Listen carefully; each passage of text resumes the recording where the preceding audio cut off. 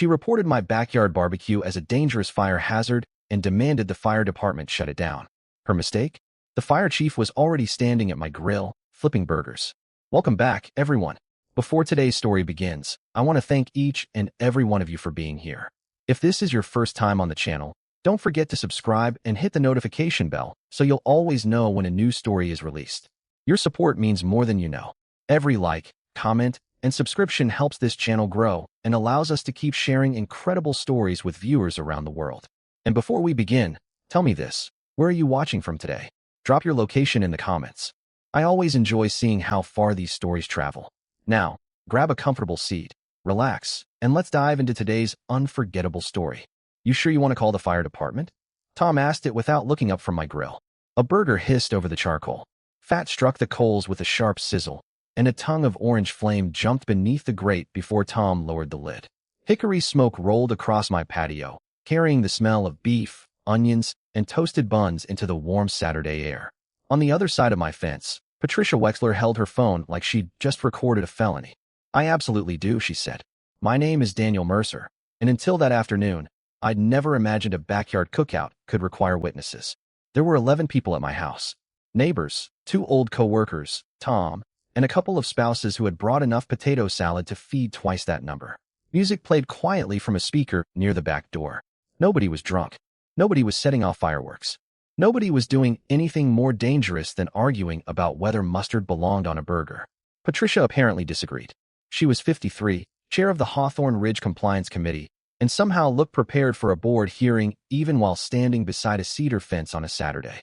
Cream blouse, dark slacks, sunglasses pushed into her hair. Her phone remained pointed toward us. I just recorded an open flame, she announced. I looked at Tom. Tom looked at the closed grill. Then he lifted one eyebrow. Patricia, I said, it's a barbecue. It's an uncontrolled fire condition. That got Tom's attention. He set the spatula beside the cutting board and glanced around my patio. The grill stood well away from the house and fence. A charged extinguisher hung beside the back door. My garden hose was connected and stretched along the wall. The charcoal bag was sealed and stored away from the heat. Tom had checked all of that 20 minutes earlier. At the time, I'd laughed. You inspecting my cookout now? Occupational habit, he'd said. I hadn't thought anything of it. Patricia zoomed her camera toward the grill. You're also creating nuisance smoke. A breeze moved the smoke almost straight upward. Which rule am I violating? Her lips tightened. I don't have to debate enforcement with you. You came to my fence. Because several residents have expressed concern. Several. She ignored that. This gathering needs to stop until the fire risk is addressed. Behind me, somebody quietly turned down the music. The mood changed. That irritated me more than Patricia did. This was my backyard, my grill, my guests. Yet one person with a phone had managed to make everyone feel like they were waiting for permission to eat. Tom opened the grill. No flames. Just glowing coals and 6 burgers. Patricia raised her phone again. I've documented enough. Tom turned one burger, then another. You should probably document those too, he said. They're nearly medium. I coughed to hide a laugh. Patricia didn't. I'm calling the fire department. Tom finally looked directly at her. There was no anger in his face. If anything, he seemed curious. You sure you want to do that? Patricia stared at him. Who exactly are you? Tom, that doesn't answer my question. It answers the one you asked. She tapped her screen. I heard the faint connection tone. Tom picked up the spatula again. Patricia began describing an active, uncontrolled flame near residential structures. I watched Tom stop mid-turn. Not worried. Not surprised. Just listening carefully to every word. Then he looked at me. Dan, he said quietly, don't change anything. Why? He closed the grill lid and smiled. Because I think we're about to have company. Tom had been checking my backyard long before Patricia decided it was dangerous. He arrived 45 minutes before everyone else carrying 2 bags of ice and a package of hamburger buns. The first thing he noticed wasn't the food. It was my extinguisher. He tapped the pressure gauge with one finger. Still keeping this serviced? Unlike some people, I enjoy surviving lunch. He smiled and moved on. That was Tom. I'd known him for almost 7 years, mostly through neighborhood events and a volunteer project rebuilding a playground after a storm. He never introduced himself with a title. Around my house, he was simply the guy who preferred his burgers medium and complained whenever I bought cheap charcoal. Patricia knew none of that. She and I had developed our own history. The first HOA notice arrived 18 months earlier because my trash cans remained beside the garage until 9 the morning after collection. The second concerned a temporary cooler visible from the sidewalk during my daughter's graduation party. Then came guest parking, patio furniture, a garden hose Patricia claimed was improperly stored. Every letter sounded like civilization depended on my immediate compliance. I learned quickly not to argue emotionally. Instead, I asked for exact rules. Dates, photographs, covenant language. Most problems disappeared once paperwork entered the conversation. The barbecue was no different. 2 weeks before it, Patricia had emailed residents reminding everyone about seasonal outdoor fire risks. That part was reasonable, so I checked the applicable HOA language and local safety guidance before inviting anyone over. I moved the grill farther from structures, cleared dry leaves from the patio edge, checked the hose, verified the extinguisher, set out a metal container for cooled ash. Nothing dramatic, just common sense. When Tom arrived, he walked around the setup and nodded. Looks better than some cookouts I've seen. That sounds disturbingly official. Occupational habit. Then he changed the subject. Now, standing beside my grill while Patricia made her complaint, that phrase came back to me. Occupational habit. Patricia finished her call and lowered her phone. They're responding. Tom nodded. Good. That wasn't the reaction she expected. You understand they may require you to extinguish that grill? If they find a hazard, I said. They will. She opened a folder on her phone and started reading. Outdoor open flame activity presenting a danger to neighboring structures is prohibited. Tom glanced at me. I knew that language. That's not the whole rule. Patricia's expression hardened. Excuse me. That section concerns unattended or recreational fires. It doesn't prohibit a properly operated cooking grill. You don't determine compliance. Neither does deleting half the sentence. One of my neighbors coughed into his drink. Tom suddenly became fascinated by the burgers. Patricia stepped closer to the fence. I have photographic evidence. Of what? The flame. I remembered the brief flare when grease hit the coals. It had lasted maybe 2 seconds. Tom had closed the lid immediately. Patricia showed me the photograph. Frozen in a single frame, the flame looked impressive. Orange against black charcoal. Smoke rising behind it. Without context, it looked worse than what had happened. Tom leaned slightly toward the screen. When did you take that? Minutes ago. And what happened immediately afterward? Patricia lowered the phone. I witnessed an unsafe condition. That answer told me something. She wasn't interested in what happened afterward. She was interested in the frame that supported what she'd already decided. Then we heard it. A diesel engine somewhere beyond the houses. A moment later, a short burst of siren cut through the afternoon. Patricia smiled. Not broadly. Just enough. She turned toward my side gate as red reflected faintly against the neighboring windows. Good, she said. Now someone with actual authority can deal with this. Tom set down the spatula. He wiped his hands on a towel and looked toward the driveway. For the first time all afternoon, he wasn't smiling. Dan, he said, let them inspect everything. Then the gate opened. 2 uniformed firefighters stepped onto my patio. The younger one looked past Patricia, past me, and straight at Tom. He blinked. Chief. Patricia's smile disappeared so quickly I almost felt the air change. Chief, she repeated. Tom looked at the younger firefighter and gave him a small nod. Afternoon, Mason. The second firefighter stepped through the gate carrying a tablet. He was older, maybe late 30s, with Lieutenant Hayes stitched above his shirt pocket. Patricia looked from him to Tom, then to me. You're the fire chief? Tom picked up his water bottle. Thomas Callahan. For 3 full seconds, Patricia said nothing. The grill crackled behind him. Somewhere near the patio table, ice shifted inside a cooler. Then Patricia recovered. Well, that doesn't change what I reported. Tom nodded. No, ma'am. It doesn't. That answer surprised her. It surprised me too. He turned toward Lieutenant Hayes. I'm a guest here, and I was operating the grill when the complaint was made. You handle the inspection. Hayes nodded immediately. Understood. Tom stepped away from the cooking area. No special treatment. No wink. No speech about rank. He simply removed himself from the decision. Patricia folded her arms. I reported an uncontrolled fire near residential structures. Hayes looked at the closed grill. Was there a sustained fire outside the grill? There were visible flames. For how long? Patricia hesitated. I photographed them. May I see? She handed him her phone. Hayes studied the image. Then he looked at me. What happened immediately after this? Grease hit the coals. Tom closed the lid. How long was the flare-up? Maybe 2 seconds. Tom said nothing. Hayes walked the patio himself. He measured the grill's approximate clearance from the house and fence. He checked the surface beneath it, looked at the sealed charcoal bag, followed the garden hose to the spigot, and inspected the extinguisher gauge. Mason checked the side gate and walking path. Nothing was blocked. Hayes opened the grill. A thin ribbon of smoke escaped. No active flare-up, he said. Patricia stepped closer. The smoke is still affecting neighboring properties. We're here on a reported fire hazard, Hayes replied. We'll document what we observe. He continued. No dry vegetation around the grill. No fuel stored beside the heat source. No unattended cooking fire. No emergency condition requiring evacuation or suppression. Patricia's mouth tightened with every sentence. So you're doing nothing? Hayes looked at her. We responded to your complaint. We're inspecting it. I asked whether you're shutting this down. I don't see a condition requiring that right now. The words landed harder than any argument I could have made. Behind me, somebody released a breath. Tom remained beside the patio table, arms loose at his sides. Patricia turned toward him. Of course your department isn't going to cite your friend's house. That changed his expression. Not anger. Something colder. Professional. That's exactly why I'm not conducting this inspection. Hayes added, the findings are mine. Patricia looked trapped between continuing and backing down. She chose continuing. This still violates HOA standards. There it was. The fire department hadn't given her the answer she wanted, so the target moved. I leaned against the patio railing. Which standard? Her eyes snapped toward me. You'll receive formal notice. Hayes finished entering notes into his tablet. Mason headed toward the gate. Before leaving, Hayes gave me the incident number and explained how I could request documentation once the report was available.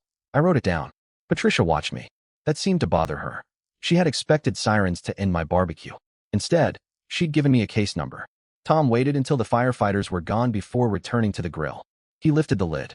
A cloud of hickory smoke rolled upward. He stared at the burgers. Well, I stepped beside him. What? He poked one with the spatula. Patricia may have accomplished something after all. I looked at the blackened edge. You burned it. She distracted me. From the fence came Patricia's voice. Enjoy your afternoon, Mr. Mercer. I turned. She was already walking away, phone in hand.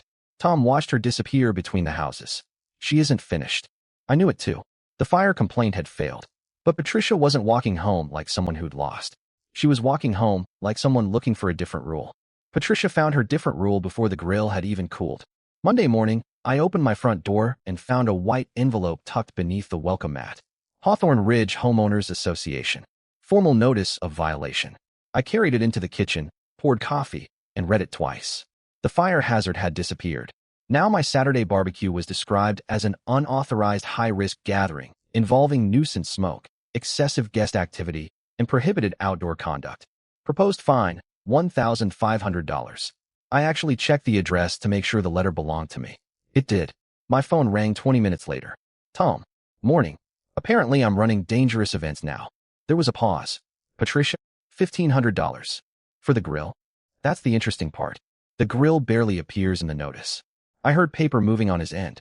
Did you request Saturday's incident report? Yesterday. Good. Keep this separate from me, Dan. Hayes made the determination. His report is what matters. That was exactly why Tom had stepped away from the inspection. He wasn't going to become my shortcut. He didn't need to. By noon, Lieutenant Hayes's report arrived electronically. I read every line. Cooking grill attended by adults. Required clearance observed. Extinguisher available. Access unobstructed. No hazardous condition observed requiring suppression, evacuation, or shutdown at time of inspection. I printed 2 copies. Then I opened the HOA governing documents. Patricia's notice cited 3 sections. The first dealt with commercial or ticketed events. Mine wasn't either. The second covered persistent nuisance conditions affecting neighboring lots. The third prohibited recreational fires during declared restrictions. A cooking grill wasn't automatically defined as a recreational fire under the language Patricia cited, and there had been no finding requiring the grill to be extinguished. I emailed the HOA board. Please identify the specific facts supporting each alleged violation and provide all photographs, complaints, and enforcement records relied upon in issuing this notice. I attached nothing. Not yet. Patricia answered in 11 minutes. The compliance committee possesses sufficient documentation. That wasn't what I'd asked. I replied, please provide it. Silence. Tuesday evening, my doorbell camera sent a motion alert. Patricia was standing on the sidewalk across from my house speaking to another board member, Martin Shaw. The microphone barely caught their voices. Then Patricia stepped closer to my driveway. We can't let him make the association look powerless. I froze the playback. Martin answered something too softly to hear. Patricia responded clearly. The fire department didn't shut it down, so we handle it internally. I replayed that sentence. Once. Twice. Then I saved the clip. That changed everything. The HOA fine wasn't simply following the fire complaint. It sounded like a replacement for the result Patricia hadn't gotten. Wednesday brought another piece. One of my guests, Lisa Carter, texted me a photograph she'd taken during the barbecue. Patricia was visible beyond the fence, phone raised. The grill lid was closed. Timestamp: 3 hours, 17 minutes, and 42 seconds. I checked my own backyard security footage. At 3 hours, 17 minutes, and 38 seconds, grease flared. At 3 hours, 17 minutes, and 40 seconds, Tom closed the lid. At 3 hours, 17 minutes, and 42 seconds, no visible flame remained.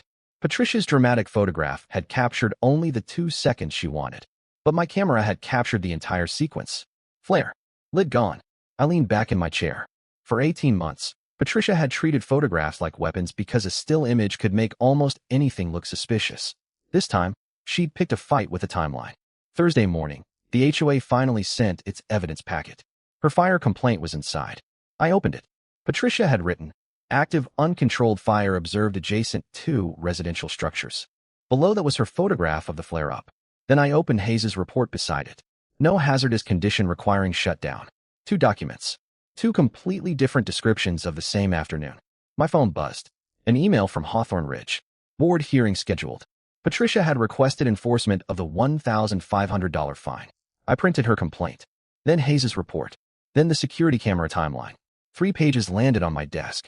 The sound was almost nothing, but I knew exactly what it meant. Patricia had spent the weekend trying to find another rule. Now she was going to have to explain why every rule changed whenever the facts didn't cooperate. The hearing packet arrived Friday afternoon, and Patricia had somehow turned 6 burgers into a 5-page threat to neighborhood safety. I spread the documents across my dining table. Her original fire complaint was first. Active uncontrolled fire. Next came the HOA violation notice. Unauthorized high-risk gathering.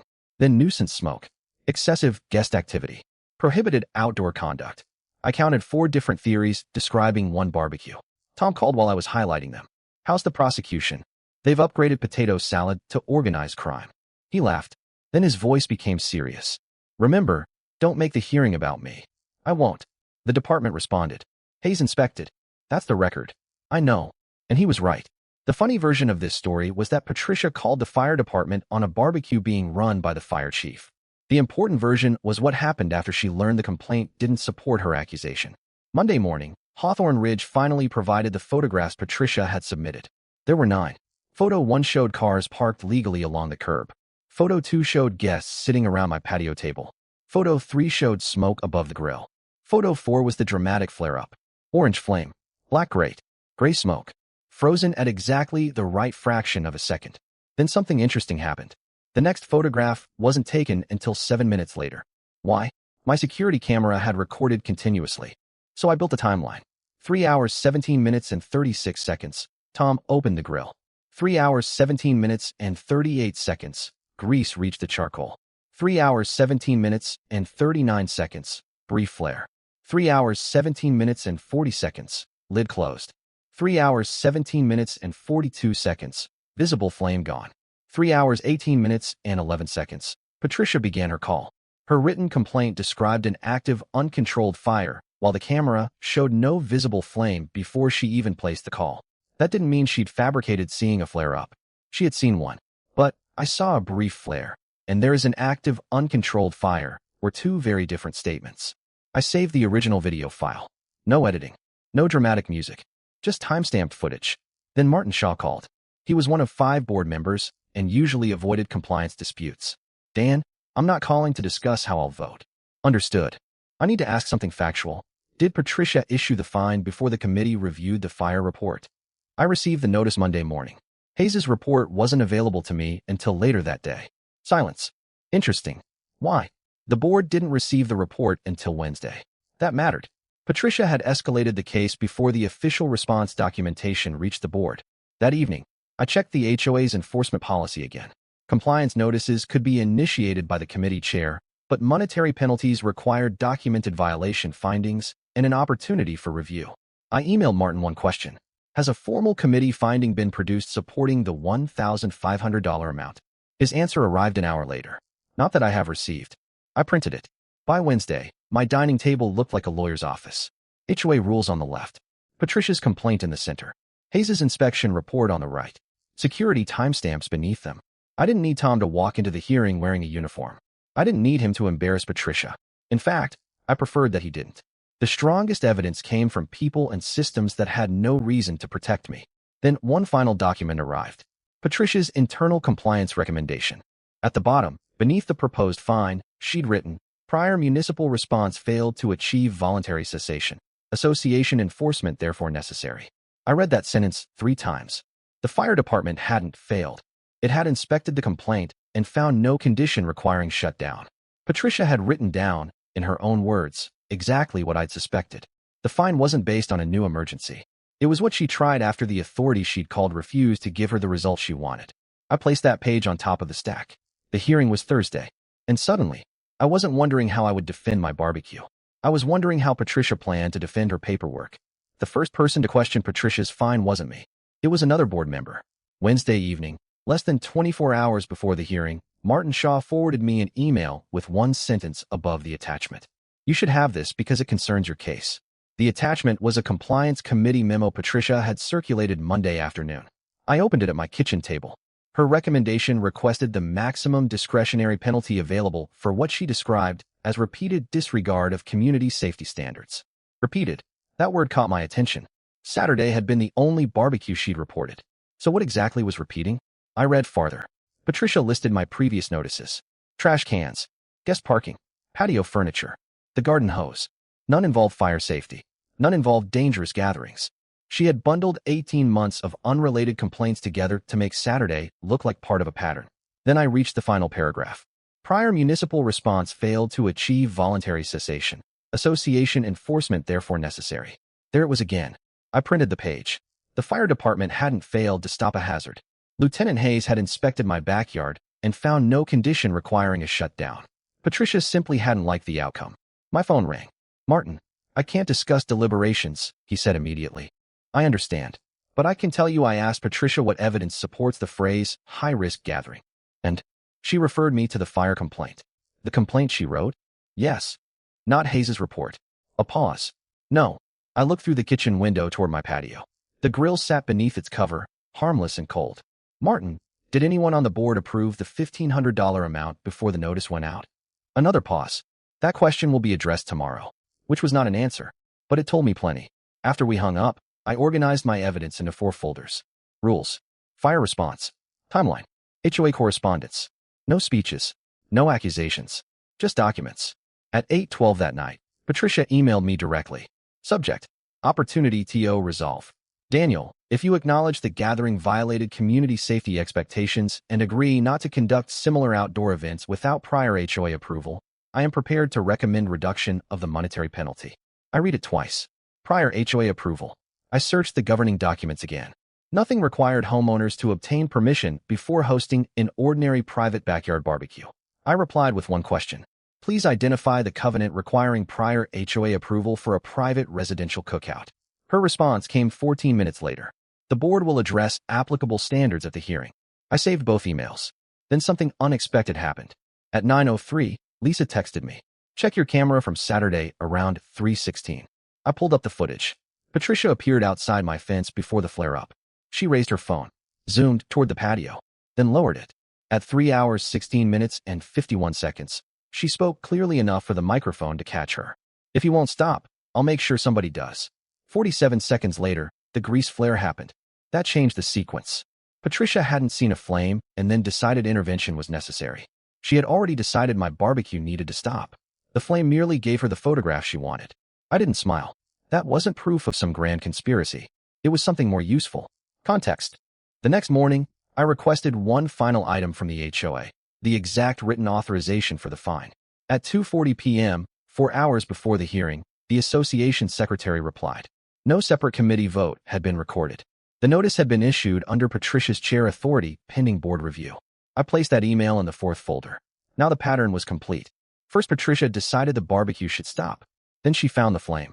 Then she called the fire department. When the fire department didn't shut us down, she changed the violation.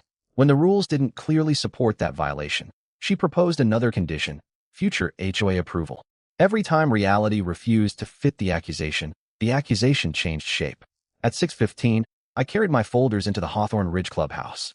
Patricia was already seated at the front. She saw me. Then she saw the 4 folders. For the first time since Saturday, she stopped looking confident. The clubhouse smelled like burnt coffee and lemon cleaner, which somehow felt appropriate for a hearing about my barbecue. 32 homeowners had shown up. That surprised me. Patricia sat behind the board table with her documents arranged in perfect stacks. Martin Shaw sat 2 chairs away. The other directors looked less interested in spectacle than in getting through the evening without becoming part of it. I took a seat in the front row. Tom wasn't there. That was intentional. This wasn't about who my friend was anymore. At 6:32, the board president, Elaine Foster, called the hearing to order. Patricia spoke first. She described a pattern of disregard for community standards, culminating in a dangerous outdoor gathering that required emergency response. Required emergency response. I wrote those words down. Then she projected her photograph. The flare-up filled the screen. Frozen orange flame. Dark smoke. A few homeowners shifted in their chairs. Patricia pointed toward it. This is the condition I personally observed. Elaine looked at me. Mr. Mercer? I stood. I agree. Patricia blinked. I agree that photograph shows a flare. I connected my laptop to the display. Here's what happened around it. The security footage began. 3 hours 17 minutes and 36 seconds. Tom lifted the grill lid. 3 hours 17 minutes and 38 seconds. Grease dropped. The flame jumped. 3 hours 17 minutes and 40 seconds. Tom closed the lid. 3 hours 17 minutes and 42 seconds. Nothing. The room remained quiet. I paused the video. 49 seconds later, Ms. Wexler placed a call describing an active, uncontrolled fire. Patricia leaned toward her microphone. The flame demonstrated an unsafe condition. That's possible, I said, which is why the fire department inspected it. I handed copies of Hayes' report to the board. Elaine read the relevant section aloud. No hazardous condition observed requiring suppression, evacuation, or shutdown at time of inspection. Patricia immediately shifted. The fire complaint is only one component. There was also nuisance smoke. I opened the governing documents. Which section establishes that this barbecue met the nuisance threshold? She cited the provision. I read it. Persistent or recurring conditions materially interfering with neighboring property. Which evidence establishes persistence? Patricia's jaw tightened. The volume of complaints. How many complaints? She looked toward the association manager. The manager checked her laptop. One formal complaint. A murmur moved through the room. Patricia continued. The gathering itself was unauthorized. Martin leaned forward. Unauthorized under what requirement? Patricia turned toward him. Community activities presenting elevated risk require association oversight. That's not what I asked. The room became still. Martin opened his copy of the covenants. Where does an owner need advance HOA approval for an ordinary private gathering? Patricia shuffled a page. The board has broad authority to protect residents. Elaine raised a hand. Patricia, which violation are we actually hearing? That was the moment. Not Tom's reveal. Not the fire truck. This. Patricia stared at the board president. The violations are interconnected. Elaine shook her head. They can't become interchangeable because one doesn't hold. I opened my 4th folder. One more document. I handed over Patricia's compliance recommendation. Elaine read the sentence silently, then aloud. Prior municipal response failed to achieve voluntary cessation. Association enforcement therefore necessary. She looked up. What does failed mean here? Patricia inhaled. The gathering continued. Because the fire department didn't order it stopped, Martin said. Patricia's face flushed. They exercised their discretion. Correct, I said. And then you fined me because their decision wasn't the one you wanted. I fined you for HOA violations. Which one? Silence. The same question had now come from me, Martin, and Elaine. Patricia looked down at her papers. For 18 months, she'd always had another section number, another photograph, another notice. This time she had plenty of paper. What she didn't have was one accusation that stayed the same long enough to survive examination. Elaine called a 15-minute recess. The board disappeared into the conference room. Nobody approached me. Nobody needed to. When the door reopened, Elaine returned carrying Patricia's violation notice. She sat down. The board has reached a decision. Patricia finally looked up. Elaine placed the $1,500 notice flat on the table. And then she reached for a pen. Elaine didn't sign Patricia's notice. She drew a line through it. The scratch of her pen was the loudest sound in the clubhouse. The proposed $1,500 penalty is rescinded, she said. The board finds the record insufficient to establish the violations as charged. Someone behind me whispered, "Wow." Patricia leaned toward her microphone. I strongly object. Elaine didn't look at her. Your objection will be noted. This creates a dangerous precedent. Martin closed his binder.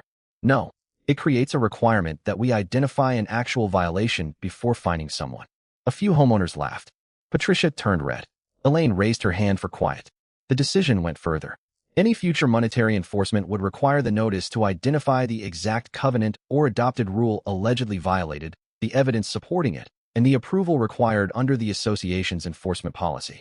No more moving from fire hazard to nuisance smoke to unauthorized gathering because the previous accusation failed. Then Elaine addressed Patricia directly. The board is also referring the compliance committee's handling of this matter for internal review. Patricia's posture stiffened. For what purpose? To determine whether enforcement authority was exercised consistently with board policy.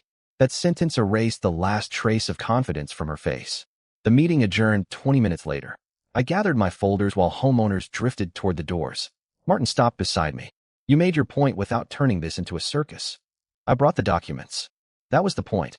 Outside, warm night air carried the smell of cut grass from somewhere beyond the parking lot. I had almost reached my truck when Patricia called my name. Daniel. I turned. She stood beneath the clubhouse light, holding her folder against her chest. You seem pleased with yourself. I'm pleased the fine was canceled. You embarrassed the association. No. I looked at the papers in her arms. The association corrected a bad decision. Her mouth tightened. You think having the fire chief at your barbecue makes you untouchable? There it was again. She still thought Tom was the reason she'd lost. He wasn't at the hearing. That isn't the point. Actually, it is. I stepped closer, but kept my voice level. Tom didn't cancel your fine. Hayes didn't cancel your fine. The board did. Patricia said nothing. You called the authority you wanted. They inspected the grill. Then when their answer didn't support you, you changed the accusation. Her eyes hardened. This isn't over. I almost smiled. It should be. I got into my truck and left. 3 days later, Hawthorne Ridge emailed every homeowner. The board had completed an initial review of compliance procedures. Effective immediately, Patricia was removed as compliance committee chair pending a broader governance review. She remained an HOA member. She simply no longer controlled enforcement. That distinction mattered. Nobody had banished her. Nobody had invented some theatrical punishment.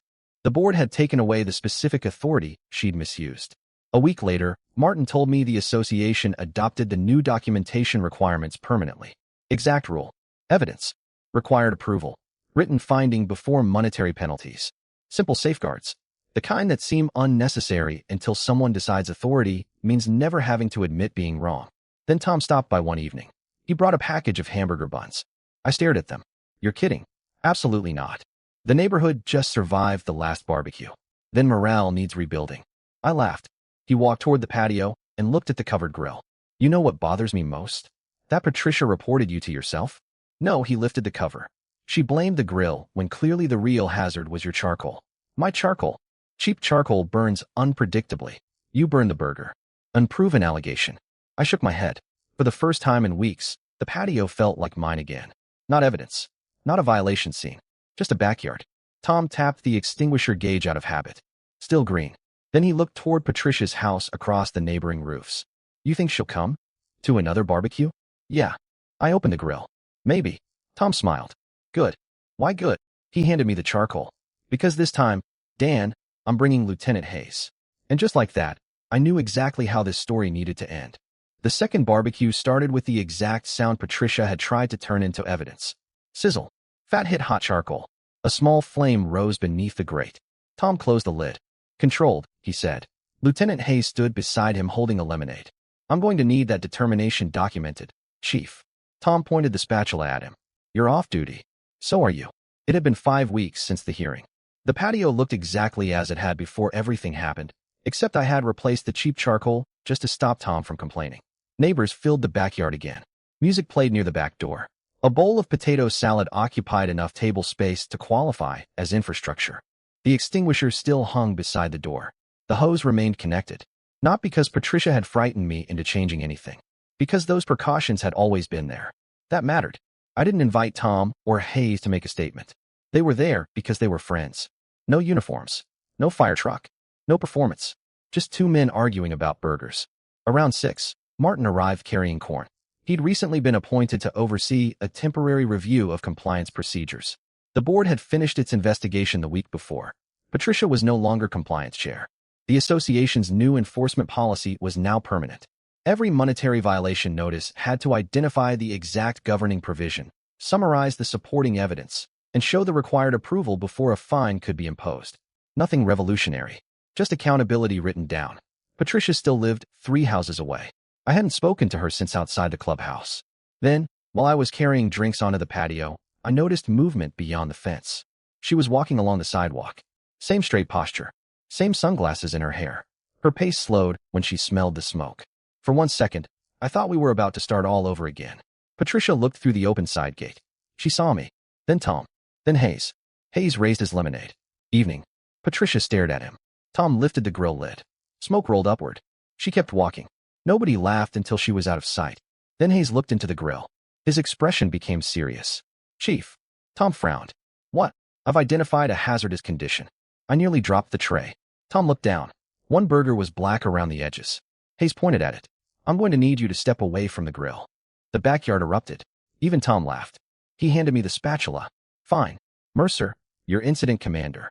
That's terrifying. I turned the remaining burgers while hickory smoke drifted into the evening sky. And standing there, I realized the best part wasn't that Patricia had lost her position. It wasn't even the canceled $1,500 fine. It was that my backyard felt ordinary again. For weeks, every object had become evidence. The grill, the extinguisher, the fence, the camera, even a 2-second flame. Now they were just things in my yard. That was all I'd wanted. Patricia believed authority meant finding a rule whenever someone refused to obey her. But real authority worked differently. Tom had proved that the moment the firefighters arrived, he could have stepped forward as chief and declared the barbecue safe himself. He didn't. He stepped aside. He let Hayes inspect it independently. No favors. No intimidation. No special treatment. That difference stayed with me. Patricia wanted authority to guarantee her preferred outcome.